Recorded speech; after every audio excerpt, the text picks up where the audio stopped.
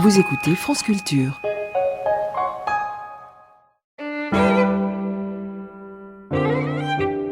Voici maintenant une Essistaxit, c'est-à-dire une enrichissante conversation avec l'incontournable Simone C'est moi. sur les tenants et aboutissants du génie scientifique et de l'invention technique. Tudieu, Simone, nous nous sommes torturé la cervelle l'autre fois pour savoir qui pouvait bien être l'inventeur du porte-manteau. Tu t'en souviens? Ce sont des moments éprouvants qu'on n'oublie pas. Nous nous creusâmes, nous souffrîmes, nous nous échinâmes en vain, nous séchâmes, au point que c'est finalement avec une gracieuse pirouette que nous nous en tirâmes. Gracieuse. Enfin, avec une pirouette, disons. Bon, bref, nous nous en sortîmes tant bien que mal, et voilà que déjà une nouvelle question m'assaille, comme on dit au Kenya. Qui a inventé l'échelle? L'échelle de Beaufort? Oh, pas d'hésitation. C'est l'amiral britannique Francis Beaufort, en 1805. Non, pas l'échelle de Beaufort, l'échelle... L'échelle de Richter?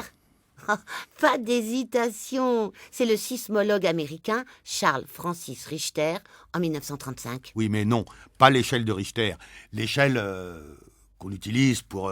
L'échelle de Hamilton. Celle qu'on utilise pour évaluer l'intensité des symptômes dépressifs. Il suffit de demander. C'est le docteur Hamilton en 1959. Mais non, pas celle-là. L'échelle toute bête... L'échelle de Saphir-Simpson. Cette superbe échelle de classification de l'intensité des cyclones tropicaux se formant dans l'hémisphère ouest. Eh bien, elle a été inventée en 1969 par l'ingénieur civil Herbert Saphir et par le docteur Robert Simpson, directeur du National Hurricane Center. Non, Simone, non. Je veux parler de l'échelle... comment dire... Ah, l'échelle de Fujita-Pearson, qui sert à classer les tornades par ordre de gravité en fonction des dégâts qu'elles occasionnent. Alors celle-là, elle a été inventée en 1971 par Tetsuya Theodore Fujita de l'Université de Chicago, en collaboration avec le météorologue Alan Pearson. Mais non, tu n'y es pas. Je m'interroge sur l'invention de l'échelle toute simple. Ah, d'accord. Mais que ne le disais-tu? L'échelle de Mercalli, qui mesure l'intensité des secousses ressenties et les dégâts produits à la surface de la Terre par un séisme. C'est le volcanologue Giuseppe Mercalli qui l'a inventé en 1902.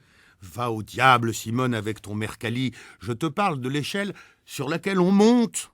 L'échelle de corde, l'échelle de bois, l'échelle des pompiers, l'échelle à barreaux, l'échelle à échelon, l'échelle qu'on grimpe dessus, l'échelle qu'on en tombe et qu'on se casse la jambe. Mais calme-toi, j'ai compris. Et tu veux savoir quoi à propos de cette échelle? Je veux savoir qui l'a inventée. D'accord, détends-toi. Eh ben voilà, c'est le même inventeur que le porte-manteau. Personne. Voilà, donc l'échelle n'existe pas, quoi. J'ai rêvé. Tu étais-tu comme un âne? Mais si, bien sûr, l'échelle existe. Mais c'est comme le porte-manteau. Elle a été inventée et perfectionnée d'une manière si empirique qu'il est impossible d'attribuer une paternité ou même de préciser une date de naissance. C'est comme si tu me demandais qui a inventé l'escalier. Ah mais oui. Qui a inventé l'escalier? Le tranxène ou le chlorazépate a été mis au point en 1963 par les laboratoires Sanofi-Aventis, à la suite des travaux du docteur Lowell Randall sur les benzodiazépines. Je vois pas le rapport. Avale donc 3-4 comprimés, je t'expliquerai.